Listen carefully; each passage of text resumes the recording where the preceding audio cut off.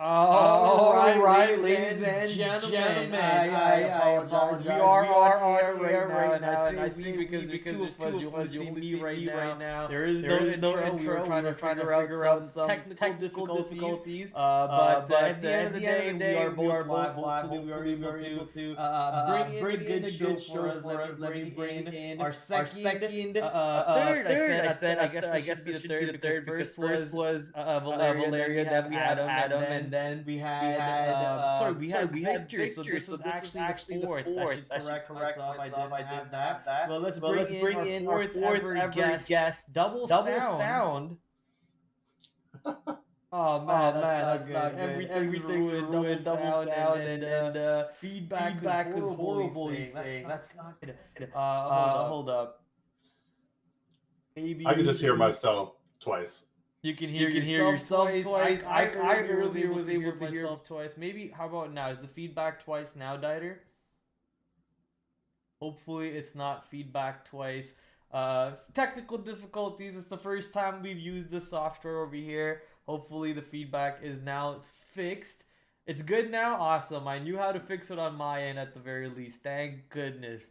But hopefully it's not as bad on Luke's, and Echoes and everything is doubling up because it's a new software, trying out a brand new software. But let's introduce our guest, guys. We got a brand new guest here. His name is Luke Halter. Luke, go ahead and introduce yourself. Hey everybody, Luke Halter, free advice guy. I've been a Okay, this is definitely harder than I thought. We're gonna meet this. Yeah. All right. So I've been a certified financial planner professional since 2014. I have over 13 years of experience at Vanguard, and beginning in August of this year, we actually quit our time at Vanguard, and my wife and I decided to launch Free Advice Guy and bring financial advice to the masses. All right, sorry about that. This is not going to be fun for us at all. You're going to be having to keep taking off your headphones and then keep putting your headphones back on. This is going to be pretty annoying. I'm going to stop streaming and I'll grab some from yours if that works. I think that would be easier. Try that. All right, there we go. Wait, I could still hear myself. Probably because you have the browser open somewhere in the background. Close the browser in the background. All right, hold on. Yeah, close the browser in the background where the video is open. Audio went completely out. Okay. Now I hear nothing. Oh no, the technical difficulties. We apologize. There we go. All right, Prad, we're in. Let's go. We're locked and loaded. No double noises? No double noises. We are all good. Thank goodness. Okay, hopefully no more difficulties. This is something we should have hashed out an hour earlier, but we were too busy talking about other stuff. Oh man. Childish. Hopefully we're doing better in the future. Okay, so if you want to go ahead and do that again, so you're Luke Halter. Yeah, so I'm Luke Halter. I'm a certified financial planner professional. I've been one since 2014. I have over 13 years of experience at Vanguard, and our mission and our purpose here with Free Advice Guy is to change the world. We want to make financial wisdom and guidance accessible to all, fostering widespread financial literacy. So I quit my job at Vanguard in July, and we relaunched Free Advice Guy here in August to hopefully change the world. And I'm very appreciative, Brad, of you bringing me on and talking with me about stuff. No, man, pleasure's all mine.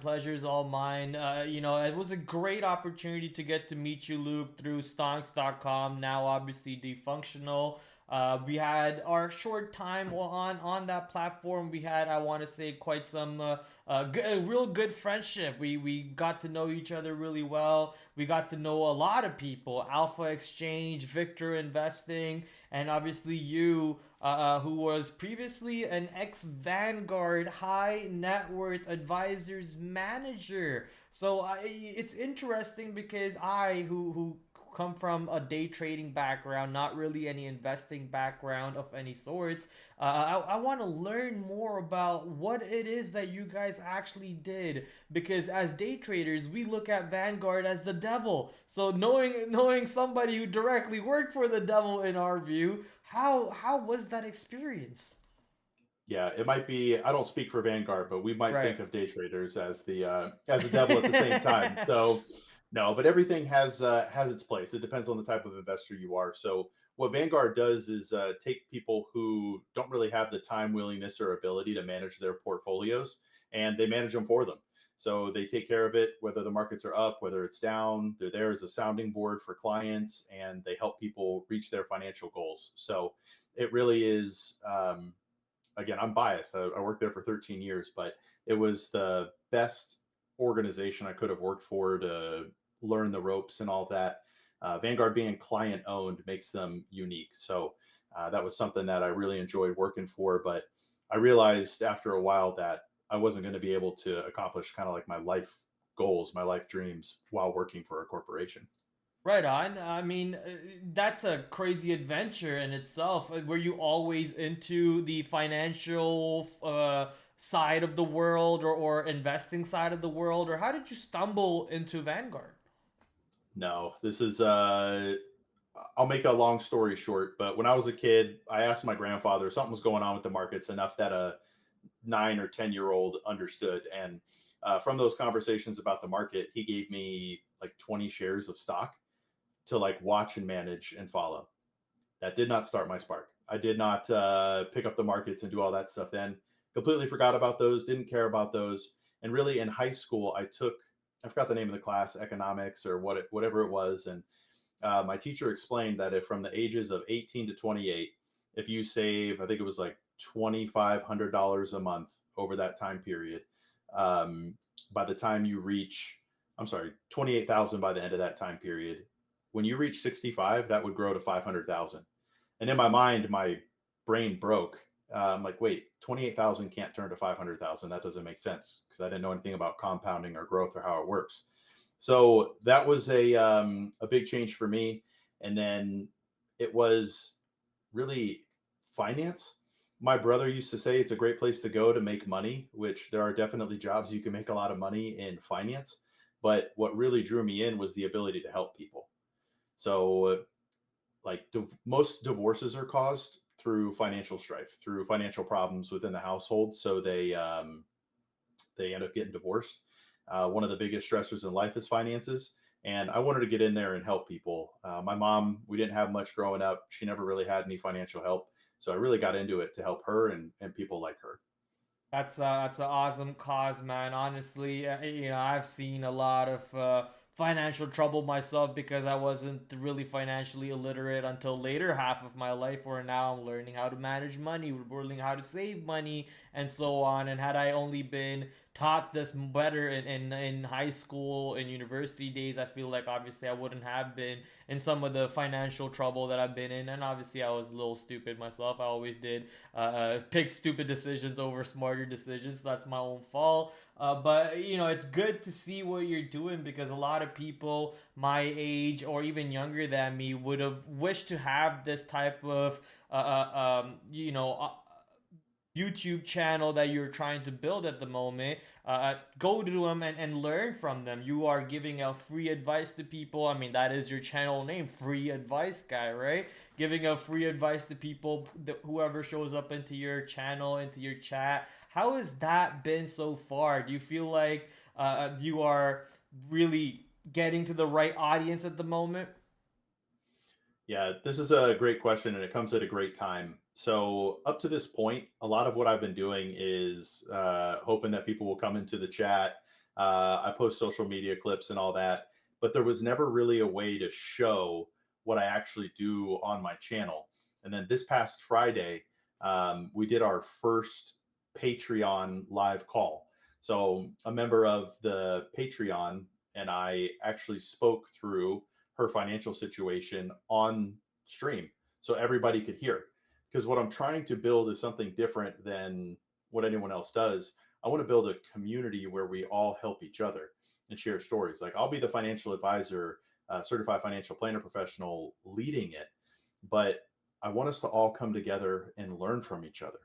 I want people to come into the channel and hear V's experience and go, oh man, that sounds like something I could be getting into, but I need to avoid. Or they're in that same situation and they want to help themselves. So I went long-winded there, Pratt. I apologize. I No, might be lost. that's honestly, I enjoyed your episode over there that you had with that viewer, where they were dissecting their personal finances, how they had money saved or how they're planning to save money and so on. Something that reminded me of that. Obviously, this is not even a topic to potentially talk about right now, but now that we're here, I just want to keep quickly throw that out. That reminded me a little bit about Therapy Gecko. You've ever heard of Therapy Gecko? No, what's that? So Therapy Gecko is the streamer. His name's Lyle. I think his channel's called Lyle Forever on Twitch and on YouTube. What he basically does is he dresses up as a gecko, colors his face green, and he has people call into him, and people just talk to him about their lives. They talk to him about life and so on, and they get help. He is not a licensed psychiatrist or psychologist or anything, but he's just a guy that's fun to talk to and will just tell it to you straight. Hey, maybe you need to look at things this way. Maybe you need to look at things that way. I kind of got that feeling from your call now that I'm thinking about it, and I feel like that is something you could do. Free advice guy. You have a hotline that people can ring you, and you answer the hotline, and then boom, you just give free advice on YouTube on live, kind of like a podcast live call stream and so on. It'd be insane. I'd like to see how many people would call in for something like that, but it's just a little test for somewhere down the future. I know you're building up a new channel. Let's actually give a shout out to the channel. Where do you stream? What do you stream, and what are you aiming for? Yeah, first of all, we're 100% into the idea of live calling. I just don't know how to set it up. But I stream everywhere at the moment until I find a permanent home. Twitch is where my largest following is, but I stream on 5 places at the same time through multi-streaming. Twitch at Free Advice Guy, YouTube at Free Advice Guy, TikTok and Instagram are Real Free Advice Guy, and Twitter is Free Advice Guy 1, the number 1. So I live stream on all those platforms, and I post short form content to all of those. But after the Friday conversation, I hope to post a little bit longer form content moving forward. Yes, sir. Awesome content so far. We are so happy to have met you. Some of the people who actually put me on to you are in my chat at the moment. Angry Buddha's in the house. We got Dieter in the house. We got TH in the house. These are the same boys that, obviously, maybe not TH, but Angry Buddha and Dieter that we got to know from our time on stonks.com. I want to quickly move over to a little different topic away from investing for a quick second and talk about something that I see you do very often, something known as video gaming. I see that you're a big gamer. You're a big FPS guy, which is what I am too. I'm a big FPS guy. What was the first FPS game that kind of brought you into the PC gaming world?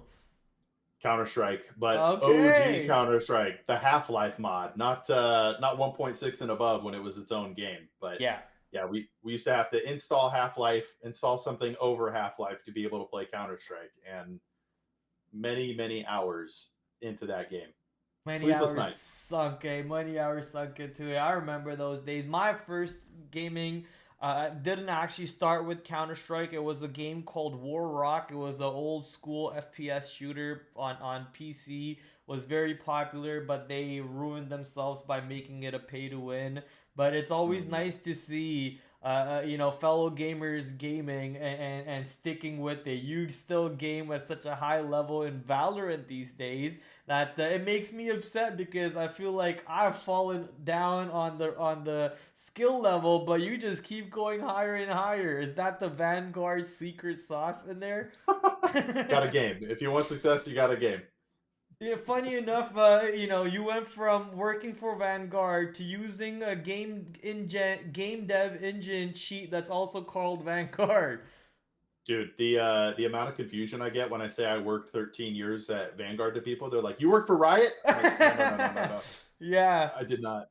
No, yeah, I bet most people that you play Valorant with have no clue what Vanguard does. So when you say you work for Vanguard, they're like, "We hate you. You're a Vanguard guy."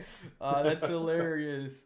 Can't escape the Vanguard hate no matter where you go, gaming or No stocks. matter where. I don't get why Vanguard gets such a bad rep in the trading world, though, as a day trader or as a swing trader who I aspire to be in the near future.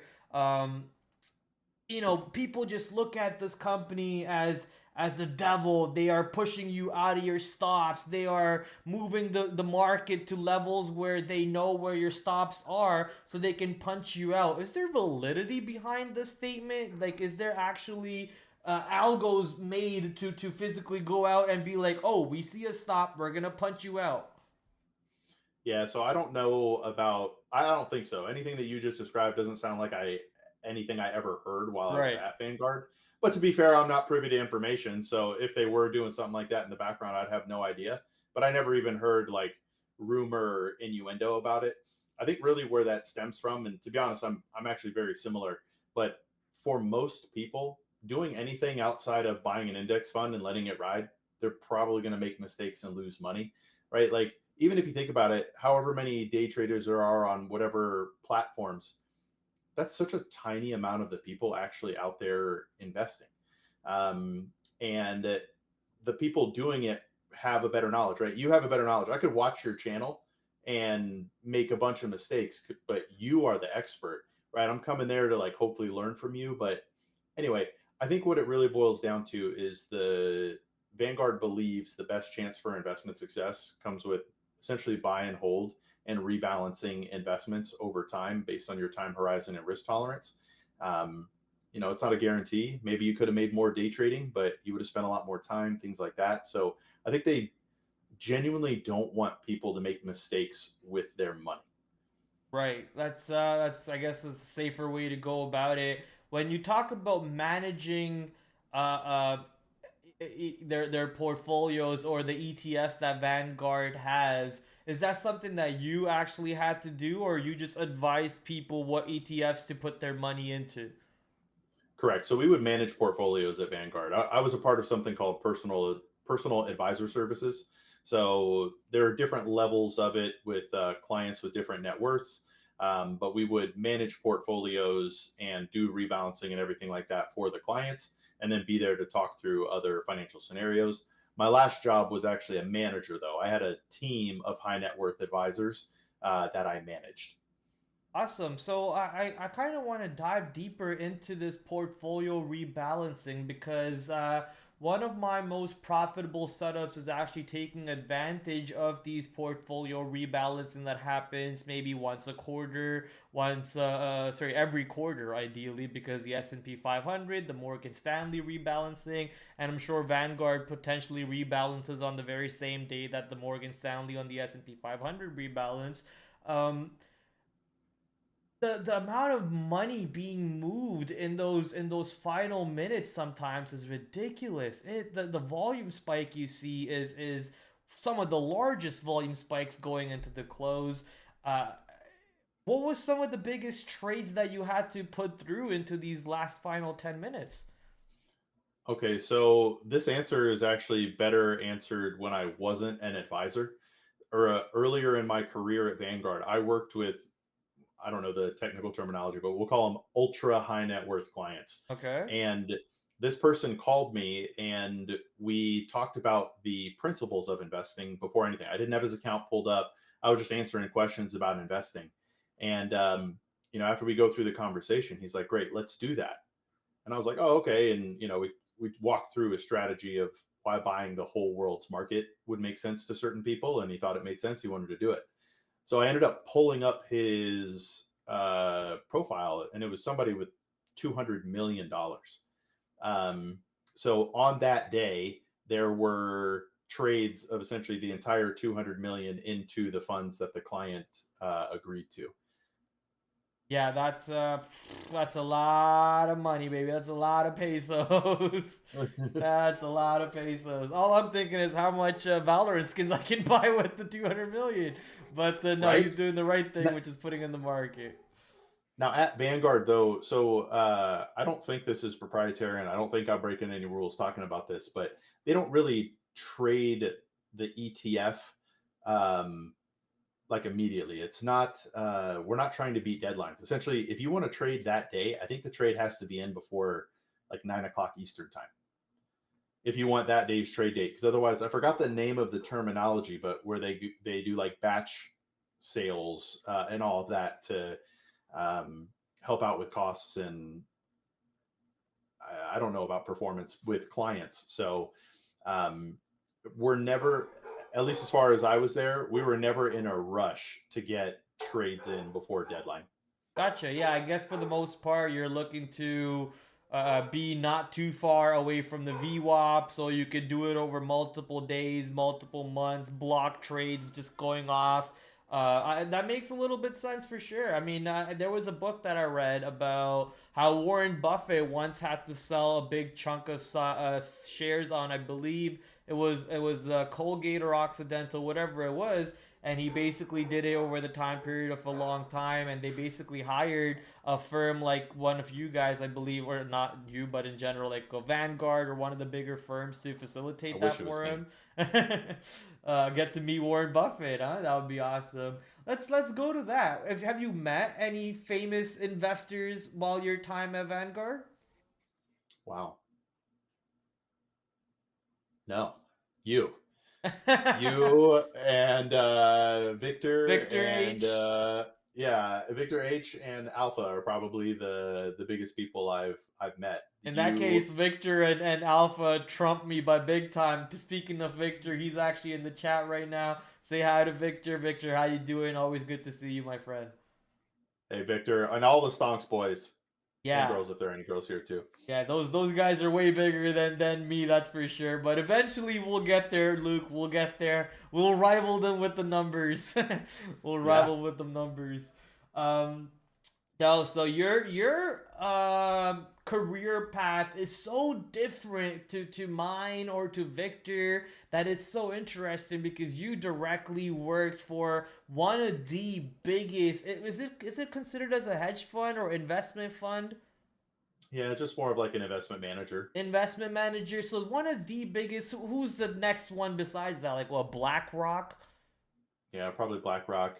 Those are right? the ones that are brought up with each other a lot. And basically the whole world is being owned by either Vanguard or BlackRock. So working for directly one of these monopoly holding companies is so much more drastic than for example what Victor does, who actually goes out there, reads the financials on each company that he wishes to invest in. And where it comes to me, I am like the lowest of all of them on the grade scale because I'm just like drawing lines on a chart, being like, oh, that line makes sense. Let me make a trade off of this line. So it's such big difference in the three worlds that we all have. But then it's beautiful because no one way is right. Correct. This is where I actually hope to make the biggest difference because a lot of the time when you go to a financial advisor at an institution, it's you're going to do these 4 to 6 things. That's it. Okay, if you want to, trade individual stocks, use this amount of money for that and then really nothing else. Um, I want to work to find financial solutions that work for that person. So, like Friday, I had a call with somebody. I could talk to somebody today who has, we'll call it an identical situation, but the outcome could be different because of the way you work as an individual. So I think that's where a lot of financial advisors and institutions miss the mark. It's possible for you or Victor H to beat the market because, like you said, it's just one person managing one person's money. When you start to add more money to that and continue to have to beat the market, it gets harder and harder. But you as an individual can find margins where you can make money that a big institution can't, because if they try to buy that up, it ends up messing with the entire portion of that mutual fund or ETF. So right, there's just more rules for a big investor. But anyway, I want to be a financial advisor for all people, no matter what approach they want to take. We can talk about it and the pros and cons. Maybe I can introduce things you're not thinking about, stuff like that. But I'm not trying to make a bunch of free advice guy clones. No, 100%. I mean, nor can they be as good enough as the original guy himself, right? We love what we're seeing, and I don't think anyone can compete with what you got going at the moment. Um, in regards to, doing what you're doing, also is so noble because it's a lot of people charge you a lung and a kidney for the services, right? Just even telling you about how to. I guess I don't want to misquote this, but you have a system that says, you start with a B and a bunch of other letters. Each letter stands for an abbreviated word, and that basically, if you dive deeper into it, you are one step closer to financial freedom just by creating such step by step algos, which is what an algo is, a step by step process to achieve something. That is such a monumental way to help people because, like I said, when I was younger, no one helped me like that. Had I had gotten advice like that, I would have been in a completely different spot. I'm pretty sure you've heard of the saying that you are where you are now because of what you did 5 years ago, and you will be where you are in the future because what you did now. So if that's the idea, people like you are monumental, help. So we want to thank you for doing what you do. Yeah, I appreciate that. The model here, the advice is always free. So people can come into my stream, my live stream, and ask any questions they want. What the Patreon and really anybody who subscribes or contributes monetarily to the mission is essentially helping me spread the mission. That's why it's going to be hard to see, but it says I can I I can helped bring you in someone. here. Let's see here. No, There we go. feels weird. All right. So the logo says I help someone, but that's actually for people who support the mission, right? By you supporting the mission, someone else is going to get help financially. So essentially, my whole model, you could think of it as crowdfunding. If and now with Patreon, there's other things you get to it that instead of engaging in chat, we can have a one-on-one conversation live on stream. And with that conversation, we can help out other people who are listening and can maybe learn from your situation, be it a good things you did or mistakes you made. So essentially, people contribute what they want, and I have kind of a slogan, but it's finance and or personal finance and financial planning on your terms. However you want to engage, however much you want to contribute monetarily, it's entirely up to you. I just hope to bring enough value at some point so that I can do this forever and it'll pay the bills. Yeah, that's the fun part, having to figure out how this is gonna pay the bills. But I'm pretty sure with someone who's doing it with a bigger passion and a higher level of going at it instead of just going, I want to make money off of it. You're actually going to, I want to help people make money off of it. That is going to be, I believe, your secret sauce to getting up there. And obviously, we're gonna do all we can to help you out, my friend. And for those of you who haven't already, go check out Free Advice Guy. Okay, as his name says, his name, Free Advice Guy. He's giving you free advice every single time. All it takes is you to ask a question in his chat. Most of the time, he's usually whooping people's butt in Valorant, but even during that time, he's willing to give you free advice. So just drop it in his chat, ask him some questions. I want to meet with Free Advice Guy. Look for my Discord message, says Victor. So Victor, most likely looking to get in touch with you, have you on his stream. I can't wait for that stream. That one's going to be a fun stream. So obviously now you got another opportunity to show up on another podcast, but that's somewhere down the line. I'm looking forward to it. Victor, sorry, not Victor. Free Advice Guy. I see in the background you have a helmet. Are you a biker? Yes, I have a 2006 Kawasaki Concourse, a Ooh, okay. sport touring bike. It is the last bike before the last bike. I know just moments ago before we got live, you said you were a big MotoGP fan, so it makes a lot more sense now as to you having that bike. I guess you did move from a colder place. Wait, you Yeah. live in Dallas now, and you used to work in a place where it snowed before, right? So I actually lived in Dallas for a little over 2 years, I think it was, and we moved back to Arizona actually. Arizona, gotcha. There you go. Yeah. So how's that? How's that now? Do you miss Dallas? Yeah, actually, it was very family friendly. There were parks everywhere, splash pads everywhere, and as a family with young kids, it was hard to beat that. Within 10 minutes, you could be at a park or an epic splash pad somewhere there. The weather, like we came back to Arizona probably at the worst time during the dead heat of summer. Oh man. So maybe we'll feel a little bit better next month as the weather really starts to dip and we have a beautiful Arizona winter. That's awesome. Yeah, I mean, that it doesn't Dallas gets pretty hot too, doesn't it? Yeah, it doesn't reach nearly as hot and it's humid, so it's a different kind of misery in the summer, but it's definitely not as hot and a little more manageable, especially in the mornings. We got some real cold breezes coming in over here. It is getting ugly, boy. It's getting ugly in Toronto, Canada. Very soon, obviously, it's gonna start snowing, and not looking forward for that part. Not looking forward for that part. Um, I had some questions that obviously I asked the Chat GPT, and I also asked a couple of my Discord members. So if I could really quickly go through my Discord, find that question. I just joined a call instead of okay, there we go. So people over here are looking to learn. Obviously, they're asking in a day traders slash swing traders perspective. But what is your opinion on opening up a limited liability? How would they go about opening an LLC, having their winnings from their trading funnel in through an LLC? That way they can save a buck or two with taxes. So we're talking about two separate things because you're going to be registered in a certain way as an LLC. So you got to file with your state or file with the state you want to be in. A lot of the time you got to live there. You become an LLC, and then they're going to ask you what type of business you want to get into. And then through your trading accounts or however you plan to monetize, it has to go through that. But yeah, companies can own stock. So it would be your company doing trades. Um, yeah, that'd be about it. Yeah, so that's basically people.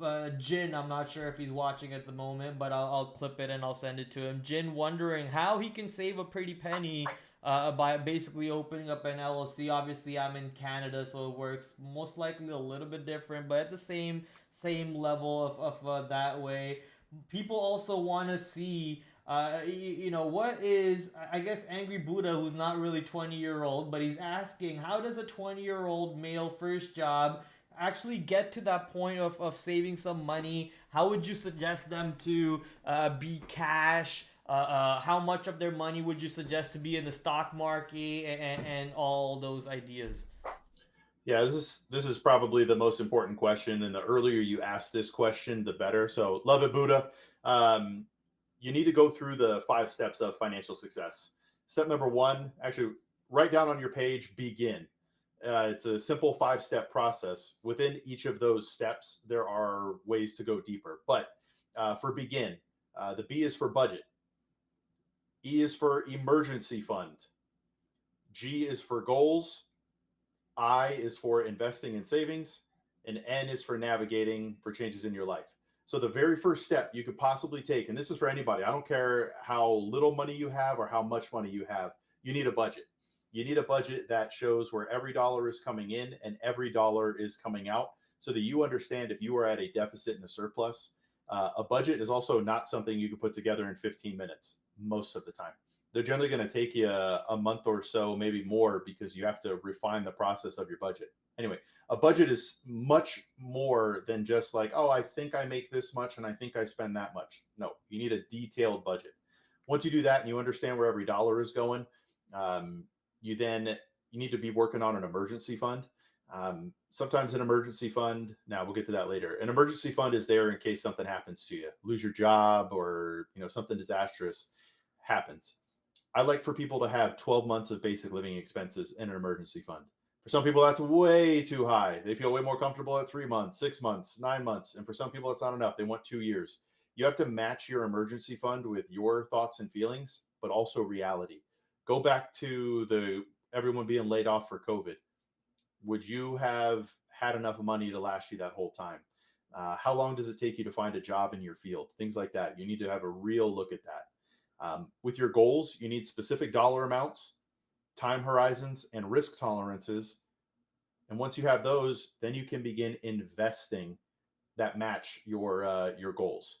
So those are the first 3 steps, or I guess 4 steps with the investing. The investing conversation can go deeper, goals can go deeper, and then as your life changes, you age 1 year, you get a new job, you get a raise. You need to navigate that life change and go back through the begin process. Anytime your life changes, you want to go through that process, refine it, and maximize your financial plan. That is wonderful. I mean, that's basically giving you the A to the Z, ladies and gentlemen. So if you have not taken the notes, I was taking notes on the off camera. I put your camera on. I said, let me take some notes. I get a chance to take some notes over here. Boom, boom, boom. So if you didn't take some notes, you had to do that right there. So thank you for that gold. Some awesome nuggets being offered through Luke.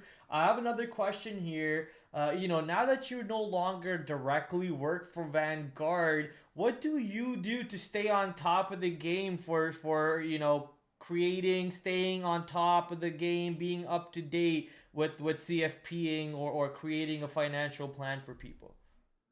So, mandatory for the CFP, you have to do 30 hours of continuing education every 2 years. I don't Okay. really think that is a decent amount, but there's so much more to be caught up on all the time. So I read a lot more. I watch a lot of video articles. Um, but staying on top of current events for my style of investing is sort of unnecessary. I understand that I'm going to have to do that because I'm live all the time or I'm answering questions and those are going to be questions people have. But for me personally, if the stock market lost 90% tomorrow, I don't care. It has nothing to do with my long term plan and it won't change that. But I understand that people will have an adverse reaction to that and they need someone to kind of talk through it with them. So that's where risk tolerance really comes in.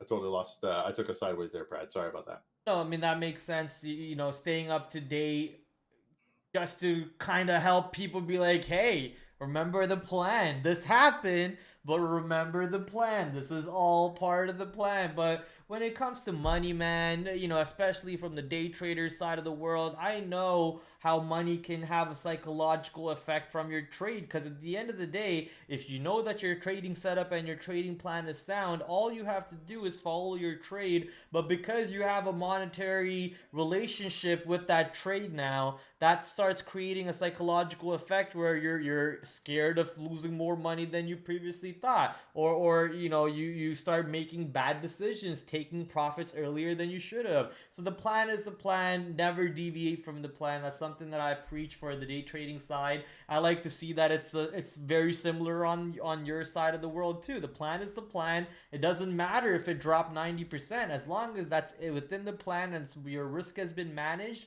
How does it matter if the market pulled back 90%? And there's a beautiful saying that stonks only go up. So 90%, put more money into it.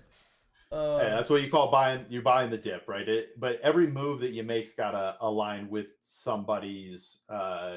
Give them peace of mind, and I think that's another piece of this as well. A lot of the people who are looking to day trade or buy sell stocks during the day have some sort of negative feeling they're trying to get rid of, right? Like, and I'm not talking about the top guys like you. I'm talking about the people that follow along and want to do it.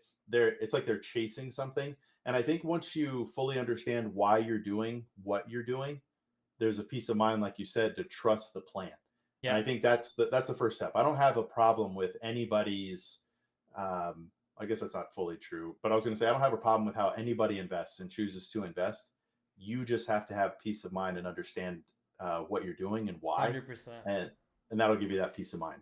100%. Yeah, if I think I've heard Victor say this a couple times. I've heard in my office been mentioned this a couple of times too, which is if you don't know who you are, the market is an expensive place to learn who you are, right? So it's not a fun spot to learn who you are. You could have learned for free who you are by looking at yourself in the mirror, but you're deciding to go put some money into the market and face your demons. And if you don't face your demons, trust me, the market will put it to you on blast in front of everybody to the point where either you give in to them and you fail, or you manage to come out of it victorious and make a couple bucks here or there.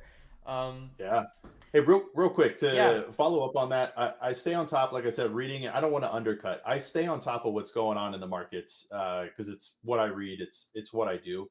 But in that moment, when I know it's affecting how someone else is feeling, I like to go through what the future looks like. Should whatever they're reading happen, worst case scenario happens, and then kind of wrap that into their plan so that they have again peace of mind and confidence that we expected this to happen. This is how we're going to proceed forward. This is how I should be in the future, right? It's trying to get them to look forward instead of in the moment a lot of the time. Yeah, 100%. I think that's the right way to go about it too. Instead of just making them more fearful, kind of show them, okay, so this is what could have happened, this is what did happen, this is what can happen, and how do we protect our downside if this happens, and how do we protect our upside if this happens. I like that whole aspect of it, kind of how I have to go through my trades intraday. I see how my trades are winning, then I have to calculate all the permutations. What happens if it goes against me? What happens if it goes for me? What happens if it does nothing and just stays in the middle? What do I have to do then? So just creating different permutations and analyzing the risk throughout the whole process of it, right? We're just over glorified risk analyzers at this point who just have to deal with numbers all day. Yeah. Yeah. This, that's where I think different people come into. Like everything you just said to me is like, I personally couldn't do that every day. I just don't have it in me. Yeah. Right. Like the investing the way I invest works for a person like me. Right. But Yeah. if you can search and find those deviations and things you're looking for, I can understand how that would be awesome. It's just not, it's not for me. Yeah, it's you need a special level of being dropped on your head when you were a kid to get to my point. But we are here now, baby. We're here now. All jokes aside, yeah, it's a different avenues for different people. For example, Victor H. He does a marvelous job. He manages his portfolio, I believe, once a week or once a month. I'm not sure. I might be misquoting this, but I know he has weekly investors calls with his viewers where they go through their portfolios and so on. And Victor very open about his portfolio, tells you exactly what stocks he's long, what stocks he's short, even tells you the monetary value of it. So, completely different of the way you go about from him, I go about from him, and we all go about from each other. But that is the nature of the market. You are more, I want to say, a way longer term planner, whereas Victor is he's an investor, but his timeline also, I don't really know how long his timeline is. I would have loved to learn his timeline, but he also seems like a longer. But for me, clearly very, very limited day trade only. And I want to evolve from that into more swing trading, more relaxed, not having to. I can't be staring at screen all day at age 50 and trying to scalp a couple pennies here and there. I gotta go away from that a little bit. So yeah, I want to transition more away from it. So you'll see me bugging you a lot more about the whole investing side. I dig it. Speaking of bugging you more about the more investing side, if you were to give an ETF to go out there and buy now, an ETF to go out there and buy now, even though the S&P 500 is at all-time highs, even though the QQQ is at all-time highs, what is an ETF that you would suggest a 30-year-old, a 25-year-old to go put some money in and keep on dollar cost averaging into it potentially? Yeah, so I actually have real life examples of this, but before I get into it, I got to make some assumptions. One, whoever I'm talking to, your budget is straight. You have all the line items in your budget. You know where every dollar is coming and going.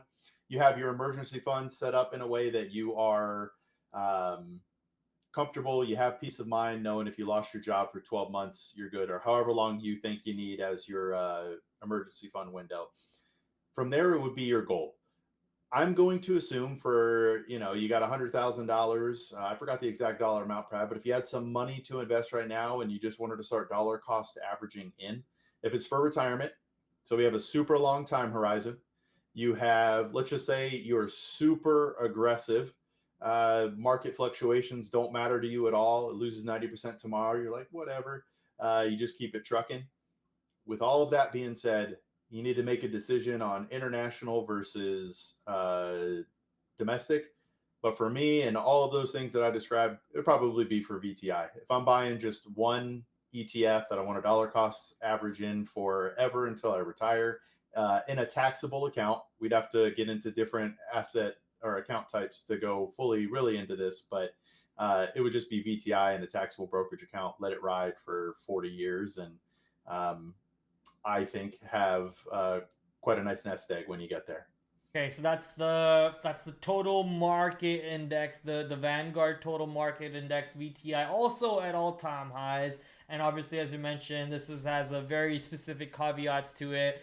Doesn't matter if the market pulls back 90%. Your goal is the next 5 years, the next 10 years, the next grandkid that you have. You just pass on the portfolio. If that's the plan, then your go to is VTI, ladies and gentlemen. Take that in. VTI. Victor actually coming in and saying that I hold my expenses for the next 5 years in bonds and cash. I want to make money every year holding stocks long. What is your opinion about bonds with the interest rates and so on? Would you put your money in bonds right now, fix the rates by any chances, or would you still go and put it in the stock market instead? So it depends on what the goal is, right? So let's go to someone else completely different. They're 60 years old, 5 years away from retirement.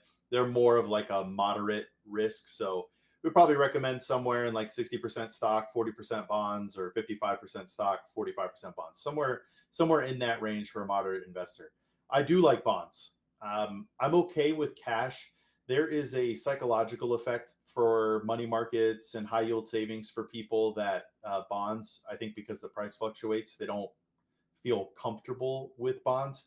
But historically, bonds have returned more, right? If you get your intermediate term duration type bonds, and they're generally going to return higher rates than money markets, right? So you have to factor in why you want to own the bonds. There's also something called a flood to quality. When the stock market gets shaky, you generally see an artificial bump to stock prices because all of a sudden people are taking their money out of the stock market and moving them into more stable and reliable bonds. So you see this artificial price increase of bonds. Um, that as interest rates drop, which it looks like they might be even more, we'll see. But prices generally go up when interest rates go down. But none of those are real reasons to own bonds.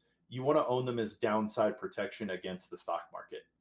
That's really why you have it there. So you pick the portion of your portfolio you want to grow. That'll be there 55-60% stock in this case, and 40 to 45% bonds. And then as the stock market's going up and down, if it's crazy up, you sell out of that top side, move it into bonds for more stability.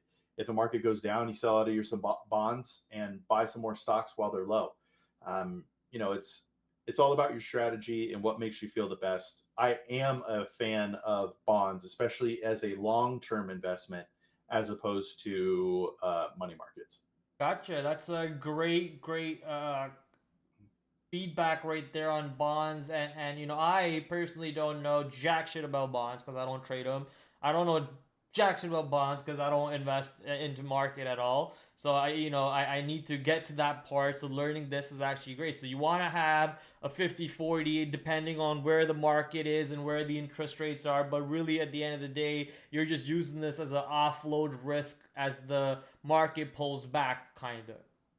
Based on your risk tolerance and time horizon. Yeah. So Awesome. like a 25-year-old kid might be 100% stock, 90% stock, 10% bonds, something like that. But then as you get closer to retirement, you start tapering off the stock. So you see less and less volatility in your portfolio and more stability when you actually reach retirement or whatever your goal is. And I just want to throw a caveat in there. Anything under 10 years is a little bit risky to invest in stocks because you never quite know when to sell when you're in stocks. So short-term goals, generally, I don't recommend investing in stocks. Gotcha. So longer term plan for stocks, shorter term for bonds. Yeah, something like that, or money markets. If it's really short term, I actually prefer money markets or high yield savings accounts.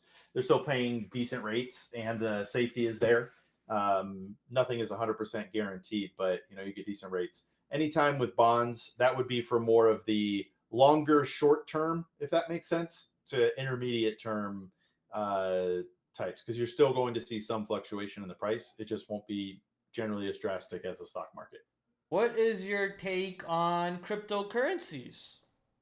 Yeah, so this is probably one of the most fun things as an advisor. And if Alpha's in there, in here, we can always talk about this in the future as well. But there are different types of crypto investors.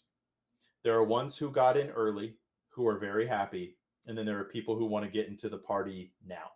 You have to look at your long term outlook on it. I forgot the number, right? But there's going to be a finite amount of Bitcoin. 21 million, I think. 21 million, right? So they will reach a point that inflation doesn't happen. I don't even know if you'd call mining new inflationary, but we'll just call it that for the sake of this. So, there's going to be no inflation. And if they keep printing dollars, technically, the value of the Bitcoin has to go up if you look at it as a commodity. I think the main issue you run into is it's not backed by anything, which I know is some people's strength. Right. But if Bitcoin disappeared tomorrow, who are you going to turn to? It's not much different, I guess, than if the US dollar disappeared tomorrow. Who are you gonna turn to? But to answer your question overall, I don't have a problem with Bitcoin. I personally don't have any Bitcoin because one, the cost of entry is simply too high. And two, I haven't found the place that I would like it to fill in for my portfolio. I know some people look at it as like, I'm going to get rich from Bitcoin. There are some people who use it as a currency or a hedge against currency risk, right? Like there are different reasons you get into it. And as long as you understand your reason, and the amount of risk you're taking with the amount of money you're investing in cryptocurrency, I don't have any problem with it. Investing overall is about your peace of mind. So if that portion of your portfolio that Bitcoin is in, and that could be 100% of your portfolio or zero, as long as it's accomplishing what you want it to accomplish, that couldn't be accomplished better by something else, then it's not necessarily a bad investment. Now, if you want to compare returns and all that sort of stuff, that's a completely different story. But again, that's not the only reason we invest. We don't only invest for returns. We invest for peace of mind and other things as well. Right on. Yeah, I like that. So crypto obviously a lot riskier basket than traditional stock market. Hopefully Bitcoin is not into that big risky basket as previously it was, and now the more risky cryptocurrency baskets are generally the scam coins that keep coming out randomly every day and shutting down the next day. But for the most part, I do like seeing crypto being adopted more and more and more. Like, for example, countries are now buying Bitcoin and putting it into their balance sheets, basically on the government books. You're seeing companies like Tesla. I believe Reddit is also doing it, where they actually buy Bitcoin with their excess money and they put it on their books. So I personally like the adaptation of Bitcoin, but as you said, once it gets to that point where all 21 million coins are mined, do we just run into that problem of people hoarding money now, or hoarding Bitcoin because they know it's the same idea? If I just sit on it and everyone just sits on it, it's going to go higher. The demand is so high, the supply is never changing. I wonder how that hoarding problem kicks into Bitcoin, and how do they solve that? Like, basically you need inflation to help facilitate money being flowing around. But if you don't have inflation, which is what Bitcoin by base is, it does not have inflation, then in that case you're just gonna have people hoarding it and not really get the flow of money that you expect it to happen. It's just my brain just doesn't wrap around it. But it's always fun to talk about cryptocurrencies. The next one I want to talk about is, let's say someone like me, 30 years old. Eventually down the road, I have an option to, buy a house, or I have an option to buy the stock market, which is now down 10% from all-time highs, or down 20% from all-time highs. Would you suggest a person like me to put the money in a down payment for a house, or take the down payment? Instead of putting in 10K into the market that's down 20%, now you get to put in $1 million into the market, pay back the bank the loan, and now you have 3 times the money you started with, and you can just kind of roll with that instead. Yeah, this is a great question, especially for our time, I think. Yeah. Maybe historically, but there is a money answer to this, a returns answer to this. And that answer is generally invested in the stock market. So that is not my final answer. I just want to say that up front. Lock That it in. your finances in the long run will likely be higher if you invest in the stock market than if you bought a house. Right? There's by the money law of averages returns, things like that throughout real estate and the stock market. In the long run, you're likely going to do better if you were to invest in the stock market. But that's not what especially your first home purchase should be about. Your first home purchase, you almost need to detach the money from it. You're going to put money in it, and 30 years from now or more, whenever you sell it or pass it on to your heirs, it's going to be likely worth more than what you paid for it today, probably by a large amount. You need to look at your first home as an actual home. It's not a way for you to get rich. You want the stability of, this is mine. My lease can't be not renewed. My rent can't go up. Um, I just want to know where I'm going to be for the next X amount of years, hopefully for at least 5 years when it comes to buying a home, but maybe 7. Um, but buying a home is less of a overall returns type question and more of a, what kind of peace and stability will buying a home bring to your life?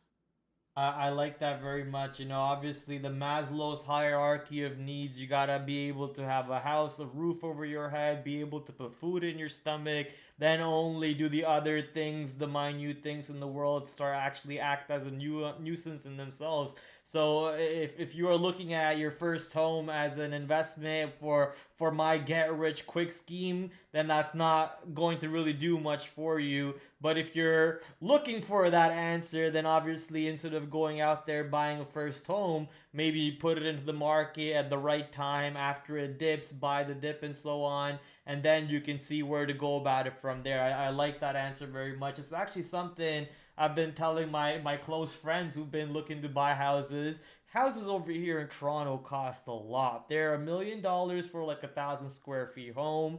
Yeah, you are paying, almost New York level prices over here in Toronto, and it doesn't make sense. So I've been telling a lot of my friends, hey, move to Japan, put the money in the stock market, and come back in 7 years when that money has tripled, quadrupled its original value. I just don't see a point in owning a piece of land or owning a house in Canada anymore. It's just ridiculous. You have to pay a lung and a kidney. For example, this beautiful house, my parents' house, crazy appreciation in value from where we originally got it at. So it's been a great run up in price, but at the same time, they could have done what I'm telling is put it into Nvidia back then, and they could have got 7 of these houses instead, right? So it's Right. just like a constant battle in my head as to whenever I do buy the first home, it's like, should I even go this route or not? Should I even go this route or not? This is where, if you have set goals out, there's no reason you couldn't accomplish all of those things. Right. But when it comes to just dollar for dollar in the amount you'll have in 30 years, it's really hard to beat the stock market. Yeah. Really hard.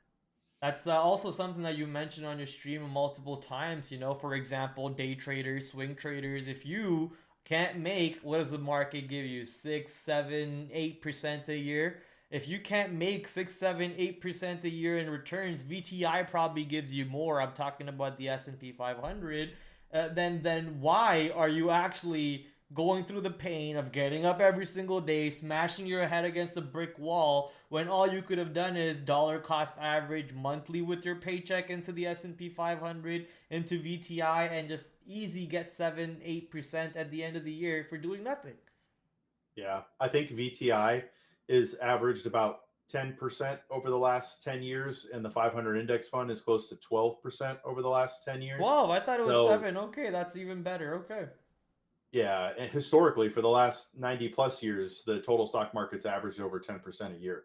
So, and there's no, I think we all know there's no future guarantees based on past, but the stock market generally tends to chug along. One example that was given to me, if you think about the stock market as a yo yo in your hand, and you are doing the yo yo and you're walking upstairs, that is what your portfolio does over time. It is a yo yo as you're walking up the stairs. There will be points down the road where it goes lower and comes up, but over time, it's generally chugging along, going up. So yeah, if you really want to know if you are being successful as like a day trader, or really if you're trading in anything and you care about comparisons, just look at the total stock market index, and if you compared, or a reasonable asset allocation mix and what that returned over the last however many years and compare it to what you've done. Yeah, I mean, that's a great analogy. Great analogy. Yo, you're going up and down, going up and down. At the same time, you're going up the staircase and you're just naturally going up. As I said earlier, stonks only go up. It's a great meme, but it stands for a reason.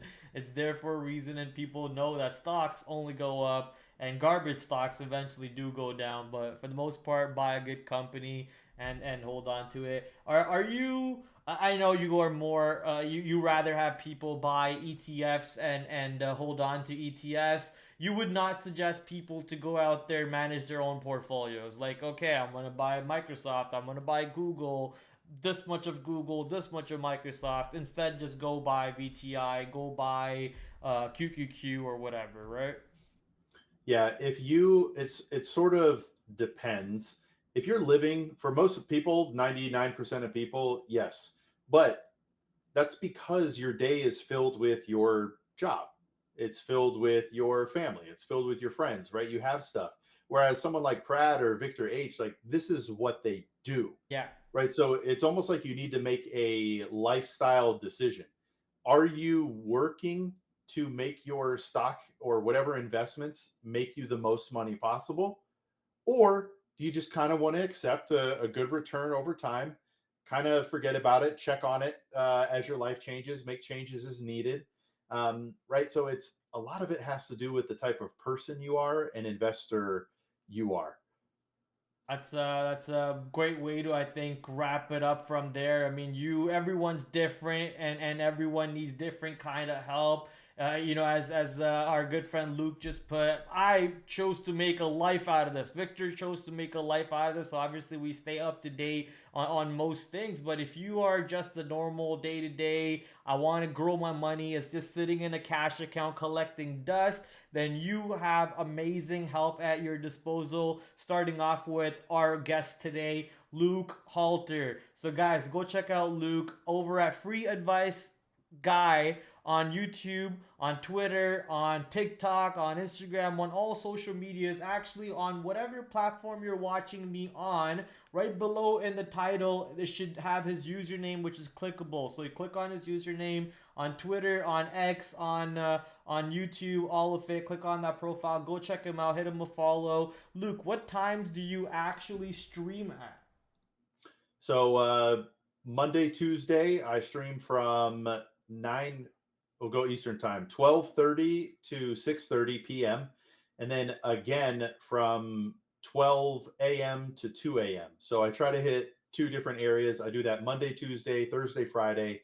Saturday, I stream in the morning a little bit and at night. And on Sunday, I maybe stream in the evening. And on Wednesdays, I'm completely off. So almost every day, you can catch me in the morning or at night. Whatever works best for you, I'm here for you.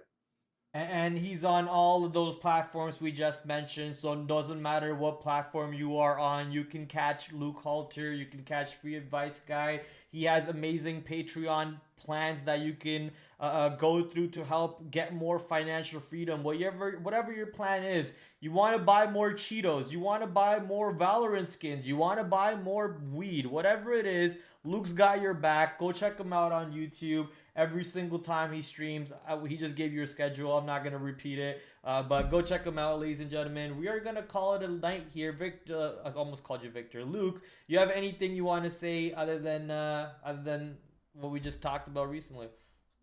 There are no stupid questions. There are times people don't want to raise their hand because they feel they got a stupid question, and there is no such thing. There was a point in time where every person on this planet didn't know whatever question you are about to ask. The most important step you can make towards financial success is the first step. Most of the time, it's dragging our feet and not taking that first step that really prevents us from taking all the other steps. Take that first step. It could be as easy as shooting me a message in chat, starting your budget, whatever works best for you. And know that I'm here in your corner. There's actually a lot of people out there to help you, but I'm here to help you reach your financial goals. But that first step is the most important. Take that as soon as possible. Thank you so much for that, Luke. Yes, I love it. No stupid questions. But my teacher always said there are stupid people. So don't be a stupid people. There's no stupid questions. The way to not be stupid people is to ask more stupid questions. So that way you get smarter after each stupid question. Anyways, that was a stupid joke.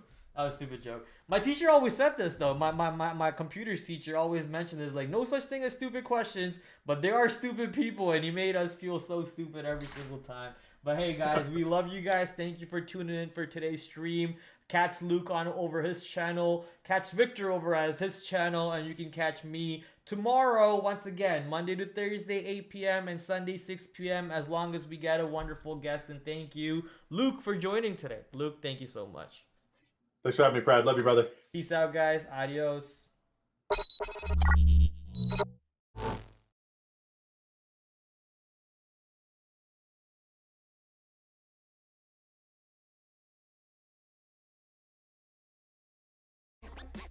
Magnificent Seven also had a pretty good day on themselves today, so pretty good moves across the board. Or tech basket get destroyed. Get ready for trade off of. Get ready for the watch list for tomorrow, ladies and gentlemen. So I'm gonna bring in my big screen over here, back to another brand new week of After the After Hours with your host TraderPrad. I'm doing great. Hopefully you guys are joining me on that great side. Markets are moving around. Might just be a risk on type of day, so let's see what happens. 8 o'clock tomorrow. As you guys know, we do the stream Monday to Thursday, 8 p.m. Shout out to my affiliate sponsors, Benzinga, Trade Ideas, the #1 scanner to go to, Trader Sync, promo code down below, promo code PRAD15 to get 15% off. I will catch you guys tomorrow, 8 o'clock, same time, same place. Until then, TraderPrad out. Adios.